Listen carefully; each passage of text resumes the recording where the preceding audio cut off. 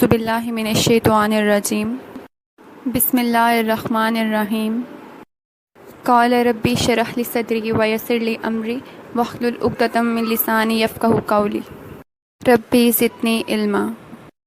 अस्सलामु अलैकुम व रहमतुल्लाहि व बरकातुहू। Sitting School System Mathematics Class 7 Lecture number 12 is 5 May and day is Wednesday. Students, today we will do question number 1 and 2 of exercise 8.3 and construction of angles. Exercise 8.3 question number 1 क्या है, multiply. ठीक है students, हमें क्या करना है, यहाँ पे हमें एक्सप्रेशंस दिए होंगे और हमें उसको क्या करना है, मल्टीप्लाई करना है। ठीक है, सबसे पहला क्वेश्चन है 7m एंड -8। तो जब हम इसको मल्टीप्लाई करेंगे तो 7 किससे मल्टीप्लाई हो जाएगा, 8 के साथ मल्टीप्लाई हो जाएगा। ठीक है, हमेशा याद रखिएगा कोफिशिएंट से मल्टीप्लाई होते हैं और वेरिएबल से मल्टीप्लाई होते हैं। ठीक है, तो 8 को जब हम 7 से मल्टीप्लाई करेंगे तो क्या हो जाएगा 56, और यहाँ पे साइन कौन सा आ जाएगा, माइनस का। ठीक है, क्योंकि 7 के साथ क्या साइन है, प्लस का, और 8 के साथ क्या साइन है, माइनस का। तो प्लस माइनस माइनस, 7 8 56 और m इसके साथ आ जाएगा। ठीक है, सो आंसर क्या आ जाएगा, -56m। क्वेश्चन नंबर 2 है 2ab and 3a² b²। Ji student, सबसे पहले आपने क्या करना है कि आपको, क्योंकि क्वेश्चन में क्या कहा गया है, मल्टीप्लाई करना है। ठीक है, तो आपने दोनों एक्सप्रेशंस के दरम्यान में मल्टीप्लाई का साइन लगा दिया। उसके बाद में जैसे कि मैंने आपको बताया है कि कोफिशिएंट से मल्टीप्लाई होता है और वेरिएबल के साथ मल्टीप्लाई होता है। ठीक है, तो मैंने पहले लिख दिया 2 को हम 3 से मल्टीप्लाई करें। ठीक है, क्योंकि 2 इधर क्या है, कोफिशिएंट, और यहाँ पे 3 कोफिशिएंट है। ठीक है, तो 2 मल्टीप्लाई हो जाएगा 3 के साथ। फिर उसके बाद यहाँ पे क्या है, वेरिएबल क्या है, a, और इस एक्सप्रेशन में हमारे पास क्या वेरिएबल है, a²। ठीक है, तो आप देखें क्योंकि दोनों वेरिएबल सेम है तो मैंने दोनों वेरिएबल्स को एक साथ लिख लिया, सेम वेरिएबल्स को। ठीक है, उसके बाद b को मैंने मल्टीप्लाई कर दिया b² के साथ। अब 3 2 क्या हो जाएगा, 6 हो जाएगा। और यहाँ पे क्या है कि a, क्योंकि आपको पता है बेसिस जब सेम होती हैं तो पावर्स क्या हो जाती हैं, ऐड हो जाती हैं। ठीक है, दोनों की बेसिस क्या है, सेम है, दोनों सेम वेरिएबल्स है ना। ठीक है, ये भी a है और ये भी a है। जब सेम बेसिस होती हैं तो पावर्स क्या हो जाती हैं, ऐड हो जाती हैं। इसकी पावर क्या है 2, इसकी पावर क्या है 1। ठीक है, तो 2 + 1 करेंगे, और यहाँ पे भी क्या सेम, यहाँ पे भी यही हो जाएगा। ठीक है, दोनों की बेसिस सेम है b भी, तो पावर्स दोनों की ऐड हो जाएंगी। जैसे कि मैंने आपको पहले भी बताया था कि जब हम मल्टीप्लाई करते हैं तो उस वक्त वेरिएबल्स की जो पावर्स होती हैं वो क्या हो जाती हैं, ऐड हो जाती हैं। ठीक है, तो यहाँ पे भी 2 + 1 लिख लेंगे हम। ठीक है, और 2 + 1 क्या होता है, 3 होता है, और ये भी b की पावर क्या है, 1 + 2, तो ये क्या आ जाएगा हमारे पास, एडिशन करके 3 आ जाएगा। ठीक है, तो आंसर क्या आ जाएगा, 6 a³ एंड b³।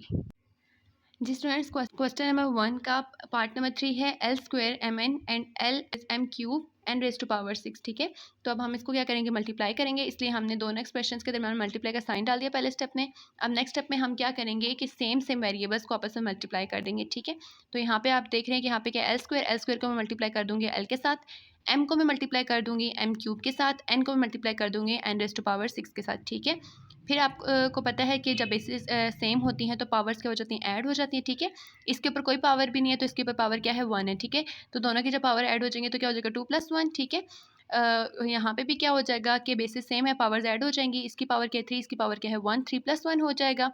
इसी तरीके से यहाँ पे क्या है, बेसिस सेम है, पावर ऐड हो जाएंगी, तो क्या हो जाएगा 6 + 1। ठीक है, तो जब आप पावर्स ऐड करते हैं तो आप बेस को एक ही दफ़ा लिखते हैं, हम 2 दफ़ा बेस को नहीं लिखते, ये ध्यान रखिएगा यहाँ पे। तो 2 + 1 क्या होता है 3, 3 + 1 4 एंड 6 + 1 7। ठीक है, तो आंसर क्या आ गया, l³ m⁻⁴ एंड n⁻⁷।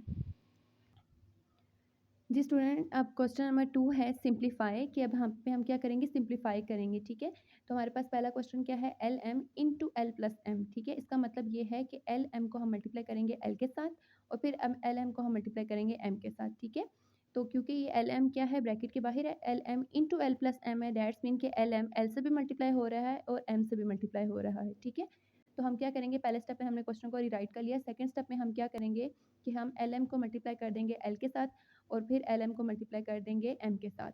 ठीक है स्टूडेंट्स, जब हमने lm को मल्टीप्लाई किया l के साथ तो l और l, ठीक है, दोनों सेम है, तो बेसिस सेम है, तो पावर्स क्या हो जाएंगी, ऐड हो जाएंगी। इसकी पावर भी क्या है 1, इसकी पावर भी क्या है 1।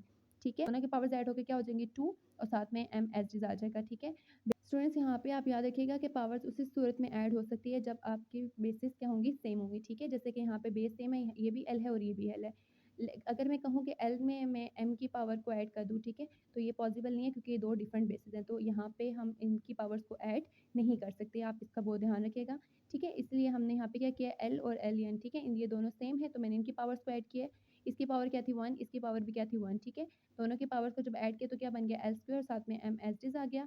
जब हमने एल एम को मल्टीप्लाई किया था एल के साथ, तो हमने इसको एल यूँ लिख लिया था, ठीक है। उसके बाद प्लस का साइन आ गया था, फिर उसके बाद एल एम को मल्टीप्लाई किया था एम के साथ, ठीक है। तो फिर एल एम को जब मल्टीप्लाई किया एम के साथ, तो एल एज डिस आ गया, और एम को जब मल्टीप्लाई किया एम के साथ, तो बेसिस सेम होने की वजह से पावर्स ऐड हो गई थी, और क्या बन गया, एल एम स्क्वायर। तो आंसर क्या आ गया, L square M plus L M square. जिस तरह अब हमारा नेक्स्ट टॉपिक है कंस्ट्रक्शन ऑफ एंगल्स। एंगल्स को कंस्ट्रक्ट करना हमने क्लास 6 में बहुत अच्छे से सीख लिया था, ठीक है। आज एक तरह से हम इसकी रिकैप करेंगे, यानी इसको हम रिवाइज करेंगे, ठीक है। सबसे पहले हम 30 डिग्री का एंगल लिखते हैं। और स्टूडेंट, इसके लिए कंस्ट्रक्शन ऑफ एंगल्स के लिए आपको क्या माइंड में रखना है कि आपको एक स्केल चाहिए होगा, ठीक है, और कंपास और पेंसिल चाहिए, जिसकी हेल्प से आप एंगल को कंस्ट्रक्ट करेंगे, ठीक है। सबसे पहले कुछ इंपॉर्टेंट टिप्स हैं जो कि मैं आपको बताऊंगी। जी स्टूडेंट, अब आपने क्या करना है कि आपने क्योंकि आप देख रहे हैं जैसे कि पेंसिल की नीडल और कंपास नीडल बिल्कुल एक साथ है, ठीक है। इसी तरीके से आपने इसको पहले सेट कर लेना है। उसके बाद स्टूडेंट्स, आपने क्या करना है कि आपने इन दोनों नीडल्स के बीच में, ठीक है, एक फिंगर की टिप रखनी है, इसलिए कि हम इन दोनों नीडल्स के बीच में डिस्टेंस को क्रिएट कर सके, ठीक है। और जब ये डिस्टेंस क्रिएट हो जाएगा तो आपने फिंगर को इसमें से निकाल लेना है, ठीक है। और आपने क्या करना है कि इस डिस्टेंस को आपने डिस्टर्ब नहीं करना। इस डिस्टेंस को डिस्टर्ब ना करते हुए क्या करना है कि आपने जो कंपास की नीडल है उसको रखना है पॉइंट ए पे, ठीक है। पॉइंट ए पे जब आप रखेंगे तो आपने यहाँ से हाफ सर्कल ड्रॉ करना है, बिल्कुल आपने जो लाइन सेगमेंट है उसके ऊपर पेंसिल की टिप रखनी है और आपने वहाँ से इसको ड्रॉ करना है, ठीक है।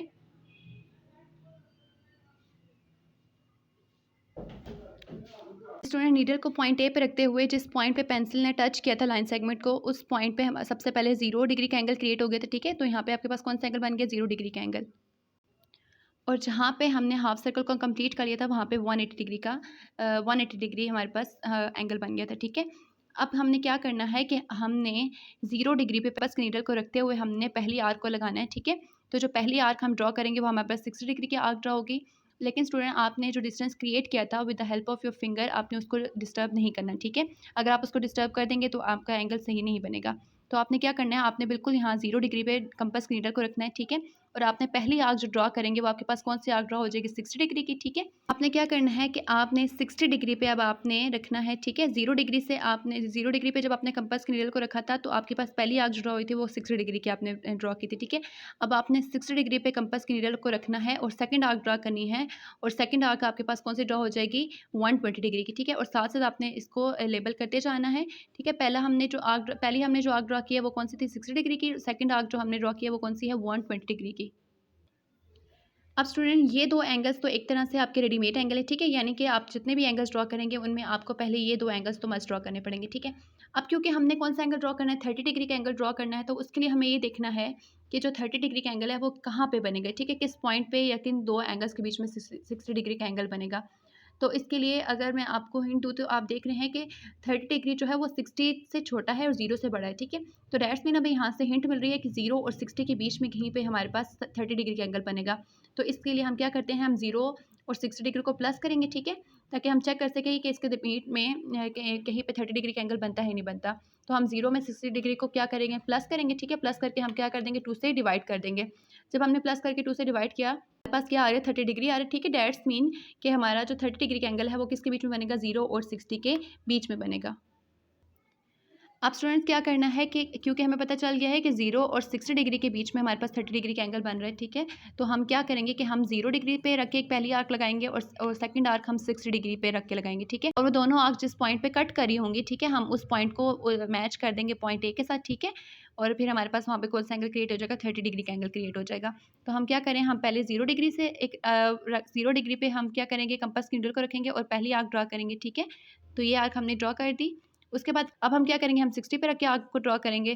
तो हमने 60 पे पहले कंपास की नीडल को रख लिया, उसके बाद हम सेकंड आर्क ड्रॉ करेंगे, ठीक है। अब आप देख रहे हैं कि जिस पॉइंट पे दोनों आर्क्स ने एक दूसरे को कट किया है, ये पॉइंट, ठीक है, इस पॉइंट से हम मैच कर देंगे, इसको हम मैच कर देंगे पॉइंट ए के साथ। और इस पॉइंट पे हमारे पास कौन सा एंगल क्रिएट हो गया, 30 डिग्री का एंगल क्रिएट हो गया।